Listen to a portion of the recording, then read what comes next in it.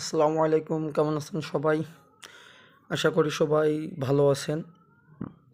আমরা যারা সার্ভিসিংয়ের কাজ করি, অনেকেরই জানা থাকবে যে এই লিথিয়াম আয়ন ব্যাটারি এটা খুবই সমস্যা করে, যেটা আপনার অনেক সময় চলতে চলতে নষ্ট হয়ে যায়, ড্যামেজ হয়ে যায়, কিংবা সেল থেকে ভাঙার পরে নষ্ট থাকে।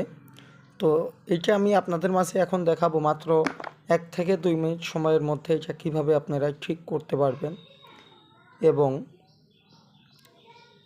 ভবিষ্যতে ভালো একটা সার্ভিস যাতে পান।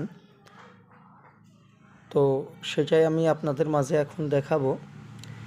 তো প্রথমেই আমি আপনাদের লিচুকলা টেস্ট করে একটা ব্যাটারি 1520 mAh এটা আমি চেক করে রাখছিলাম।